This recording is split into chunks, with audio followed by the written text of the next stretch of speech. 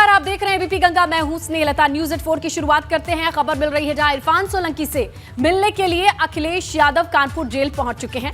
आगजनी और धमकी देने के मामले में जेल में बंद है इरफान सोलंकी। समाजवादी पार्टी से विधायक हैं। इरफान सोलंकी की मां और पत्नी भी मौके पर मौजूद हैं।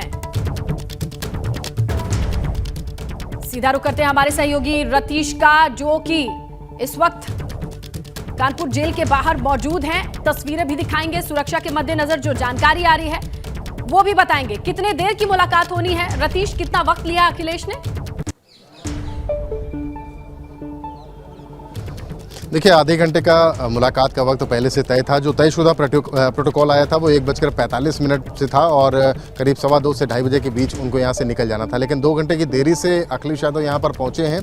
अभी से 2 से 3 मिनट पहले ही अखिलेश यादव अंदर गए हैं जेल कारागार। अपने कैमरामैन से कहूँगा कि वो तस्वीरें आपको ज़रूर दिखा दें जिला कारागार की, कि कारागार के बाहर कितनी सुरक्षा की गई है। बहुत सुरक्षा के इंतज़ाम यहाँ पर रखे गए हैं। तमाम मीडिया यहाँ पर है। माँ, पत्नी और परिजन इरफान सोलंकी के यहाँ पर आए हुए हैं, वो बाहर हैं। लेकिन जिला कारागार के अंदर आपसे कुछ देर पहले अखिलेश यादव समाजवादी पार्टी के राष्ट्रीय अध्यक्ष और उनके साथ स्थानीय विधायक हैं अमिताभ वाजपेयी, वो अंदर गए हैं। 1-2 और लोग जिनको परमिशन मिली थी वो अंदर गए हैं और बाकी समाजवादी पार्टी के जो कार्यकर्ता हैं और स्थानीय नेता हैं वो यहाँ पर मौजूद हैं।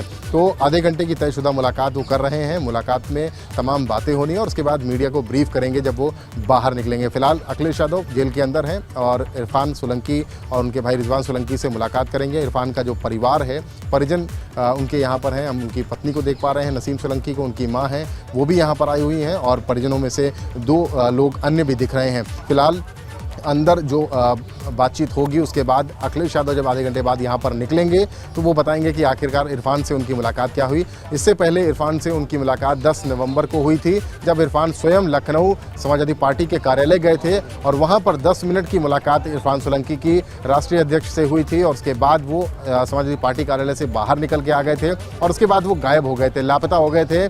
कानपुर पुलिस की टीमें दबिश दे रही थी, लगातार उनको ढूंढा जा रहा था। देश के अन्य तमाम शहरों में, मुंबई में, अहमदाबाद में, तमाम जगहों पर, दिल्ली में उनके लिए दबिश दी गई, लेकिन पुलिस टीमें नहीं पकड़ पाई थी। उसके बाद इरफान ने स्वयं पुलिस कमिश्नर कानपुर के यहाँ आकर अपना सरेंडर किया था और उसके बाद से ही इरफान कानपुर जिला कारागार में बंद हैं और अब फिलहाल अखिलेश यादव उनसे मुलाकात कर रहे हैं। जी बिल्कुल, तो आधे घंटे का वक्त है। कितना वक्त बीत चुका है? एग्जैक्टली किस वक्त पे पहुंचे थे अखिलेश?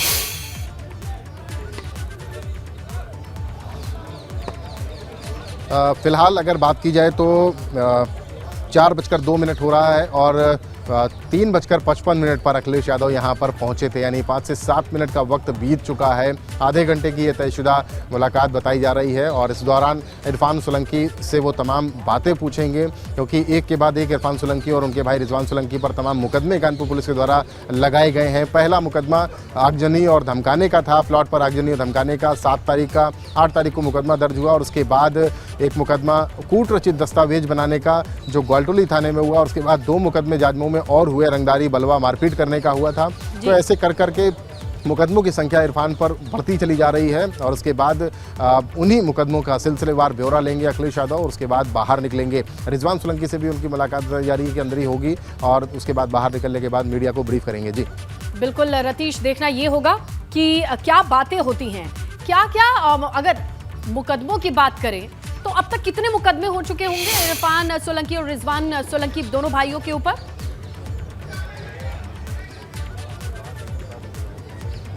हाँ बिल्कुल, अगर मुकदमों की संख्या देखी जाए तो 13 का आंकड़ा इरफान सोलंकी पर है। 13 मुकदमे, जिनमें कुछ राजनीतिक मुकदमे भी इरफान सोलंकी पर हैं और बाकी 4 मुकदमे अभी लेटेस्ट के हैं। 7 नवंबर को जो घटना हुई, उसके बाद 8 नवंबर को और उसके बाद से अब तक 4 मुकदमे हो चुके हैं, जिसमें रंगदारी, बलवा, मारपीट से लेकर के और धमकाने तक की धाराएं लगी हैं। काफ़ी गंभीर धाराएं हैं, लेकिन सबसे ज़्यादा गंभीर मुकदमा जो ग्वालटोली थाने में हुआ है, कूट रचित दस्तावेज, फर्जी आधार बनाने का, फर्जी आधार कार्ड बना करके उस पर दिल्ली से मुंबई की यात्रा करने का।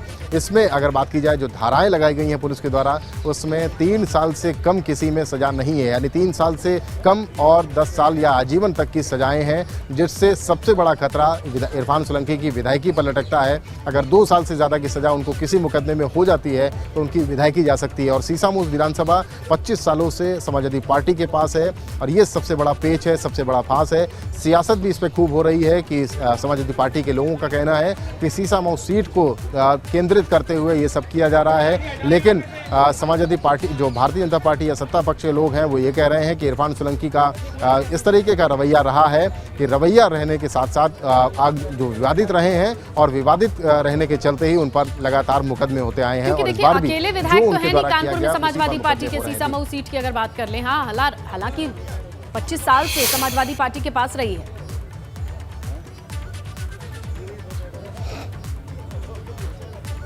अब बिल्कुल ठीक कहा आपने कि समाजवादी पार्टी के इकलौते विधायक, ये कहा जा सकता है कि शहर में उस वक्त समाजवादी पार्टी जीत दर्ज करती थी जब ये कहा जाता था कि बीजेपी शहरों की पार्टी है। और इससे पहले बीजेपी के पास 25 साल पहले बीजेपी के पास ये सीट हुआ करती थी, हालांकि परिसीमन हुआ, लेकिन उसके बाद समाजवादी पार्टी के कोटे में जब से ये सीट गई है सीसामऊ सीट, तब से यहाँ पर और कोई पार्टी जीत नहीं पाई। तो ये सबसे पहले इरफान सोलंकी के पिता हाजी मुश्ताक सोलंकी यहाँ से 2 बार विधायक हुए और उसके बाद उनकी मृत्यु के बाद इरफान सोलंकी इस सीट से लड़े और इरफान सोलंकी आज तक जीतते आ रहे हैं। 4थी बार लगातार इरफान सोलंकी इस सीट से एमएलए हैं और यही राजनीतिक लोगों के लिए बड़ी परेशानी का सबब भी बनता है। और शायद इसीलिए आरोप भी लग रहे हैं कि इस सीट के जो पेच है उसको हटाने के लिए ऐसा कुछ षड्यंत्र रचा जा रहा है। लेकिन पर्दे के पीछे की बात है, पुलिस है, ये पर्दे के पीछे की बात है।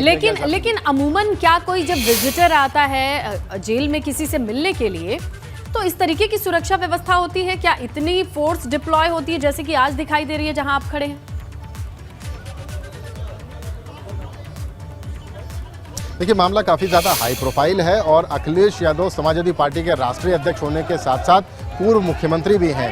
तो पूर्व मुख्यमंत्री का जो प्रोटोकॉल होता है उसका पालन किया जा रहा है और लगातार काफ़ी सुरक्षा, हमने पूरे रास्ते में उनको देखा कि काफ़ी सुरक्षा और प्रोटोकॉल उनको मिला है जो एक पूर्व मुख्यमंत्री होने के नाते मिलता है। वो राष्ट्रीय अध्यक्ष हैं समाजवादी पार्टी के, नेता विपक्ष भी हैं, ऐसे में उनको जो प्रोटोकॉल मिलना चाहिए उसका पालन किया जा रहा है। कानपुर पुलिस ने पूरे इस क्रम में सरसैया घाट जो पास में ही है वहां से लेकर के और जो कानपुर जेल है 26 सीसीटीवी कैमरे यहाँ पर लगवाए हैं और ये सीसीटीवी कैमरे से निगरानी की जा रही है कि कोई हरकत ना हो, क्योंकि कानपुर पुलिस अपने को लेकर काफ़ी सख्त है। अगर जरा सी भी कोई इधर उधर की बात होती है तो वो मुकदमा लिखने में और केस फाइल करने में ज़रा सा वो नहीं कर रही है। 13 शिकायतें इरफान के खिलाफ मिली थी जिसमें 2 शिकायतों पर बलवा रंगदारी का मुकदमा लिख दिया गया था। उसके बाद ये कहा जा रहा है कि आने वाले दिनों में कुछ और मुकदमे लिखे जा सकते हैं। ऐसे में पूर्व मुख्यमंत्री अखिलेश यादव यहाँ पहुँचे हैं, उनको भी अपनी राजनीति करनी है और ये भी कहा जा रहा है कि एमवाई समीकरण को साध करके आगे जाना है।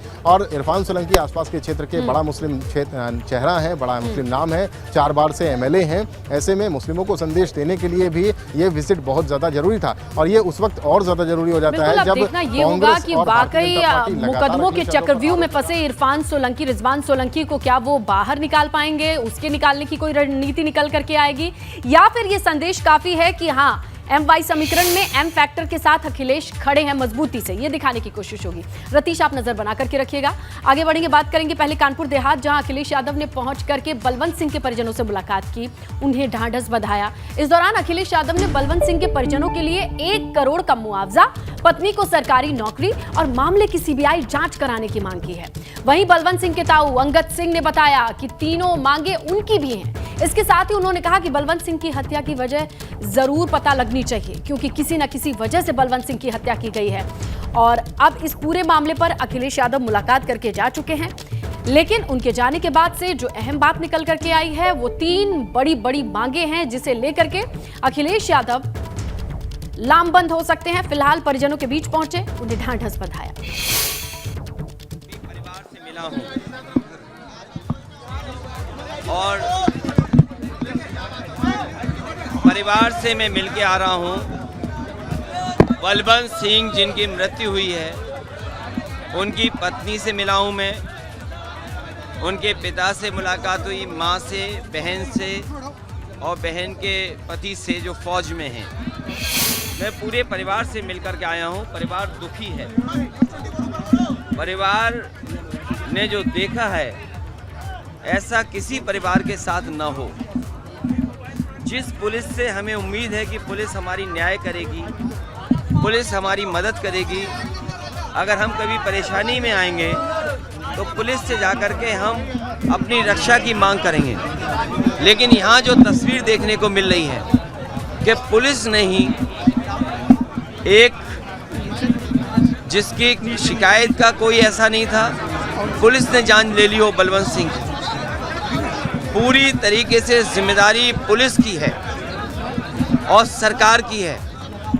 पुलिस के वजह से जान गई है।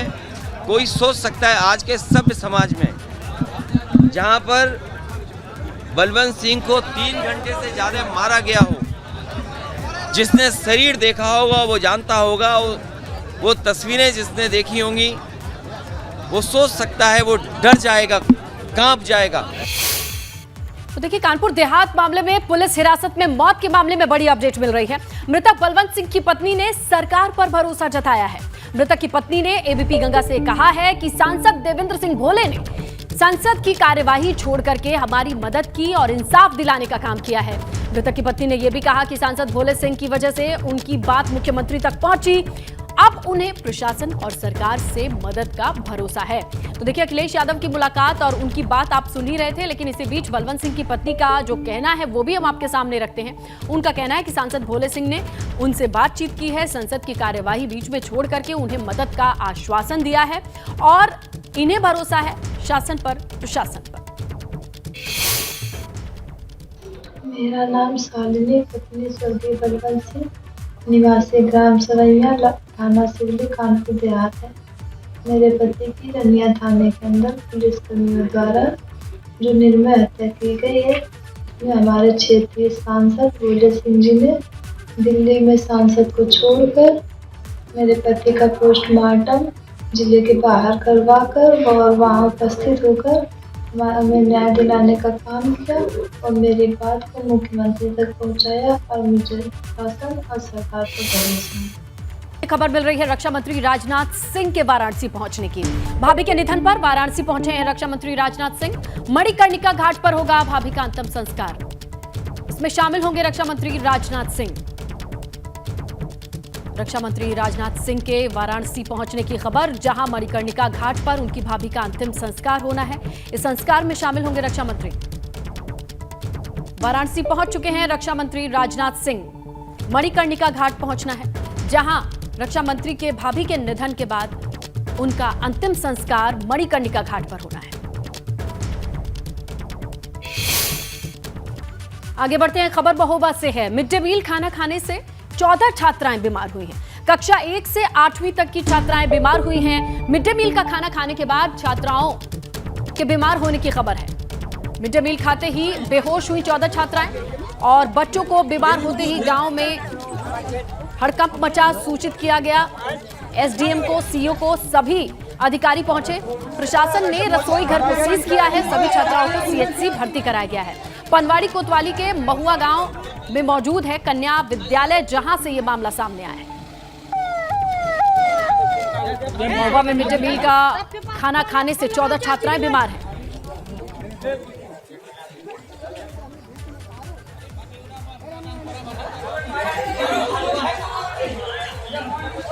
मिड डे मील खाने के बाद 14 छात्राओं को परेशानी हुई। कुछ छात्राएं बेहोश हुई। मौके पर आला अधिकारी पहुंचे, इन्हें अस्पताल भर्ती कराया। सीएचसी इन्हें भर्ती कराया गया है। आजमगढ़ में एक बार फिर दिल दहलाने वाली वारदात सामने आई है। महुजा मोड़ बेलवाना में बुजुर्ग दंपति पर हमला किया गया। दोनों घर के पास अलाव सेक रहे थे, तभी एक सिरफिरे ने उन पर हमला बोला। बीच बचाव करने आए 2 लोग भी चोटिल हुए हैं। हमले के दौरान महिला की मौत हो गई, जबकि बुजुर्ग का अस्पताल में इलाज चल रहा है।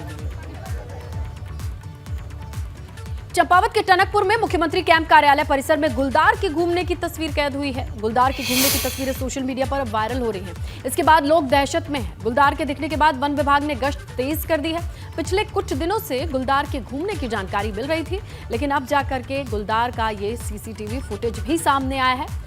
अब इस फुटेज के आधार पर भी कोशिश की जाएगी। गुलदार को टनकपुर में सीएम कैंप कार्यालय में जिस तरीके से घूमते देखा गया,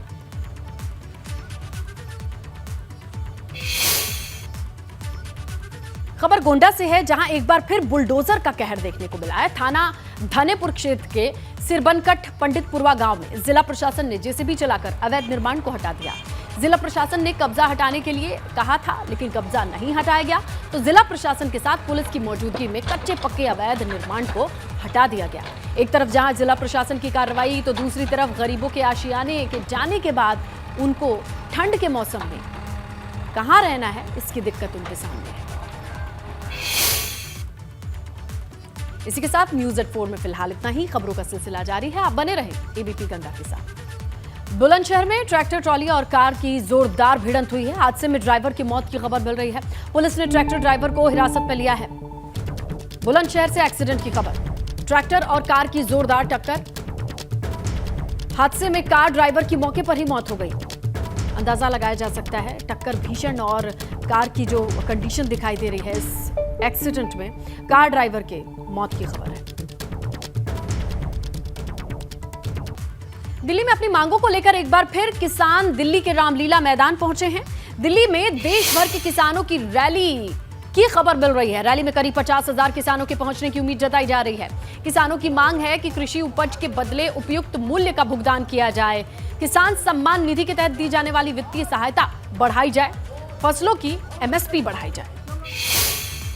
भारतीय किसान संघ आज दिल्ली के रामलीला मैदान में प्रदर्शन कर रहा है। प्रदर्शन का मुख्य कारण है उनकी 4 मांगे। पहली मांगे हैं कि सरकार एमएसपी को बढ़ाए, दूसरी मांग है कि जितने भी कृषि उपकरण है उसमें से जीएसटी हटाई जाए, और तीसरी जो मांग है कि जो किसान सम्मान निधि आती है उसकी जो रुपए है 2000 रुपए, उसको बढ़ा के और ज्यादा किया जाए। इसके साथ साथ अगर बात करें तो चौथी मांग जो है जीएम फसलों को अनुमति वापस ली जाए, और इसी मांग को लेकर के दिल्ली के रामलीला में प्रदर्शन हो रहा है। आप तस्वीरें देख सकते हैं कि देश भर से हजारों किसान दिल्ली के रामलीला मैदान में पहुंचे हैं, और यहाँ पे अगर बात करें तो देश भर के तमाम सारे किसान प्रतिनिधि भी आए हुए हैं। चूंकि भारतीय किसान संघ आरएसएस का अनुसांगिक संगठन है और यहाँ पे आज प्रदर्शन कर रहा है। इनकी जो मांग है, ये 4 प्रमुख मांगों को लेकर के इन्होंने देश भर के विधायकों को, सांसदों को खत भी लिखा था। जब इनकी मांग नहीं मानी गई तो आज यहाँ पे ये प्रदर्शन कर रहे हैं। इसके साथ साथ अगर बात करें तो इनका ये भी कहना है कि अगर सरकार इनकी बात नहीं मानती है तो लगातार इनका प्रदर्शन जारी रहेगा।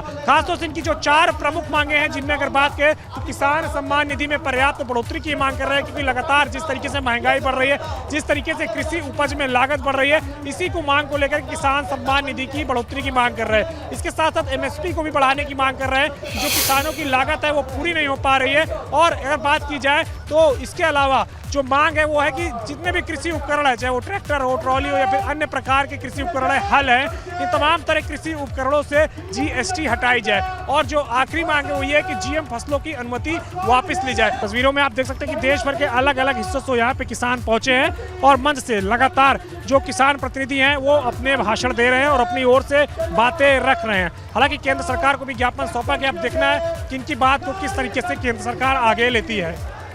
सुनील कुमार के साथ अविनाश तिवारी, एबीपी गंगा, दिल्ली।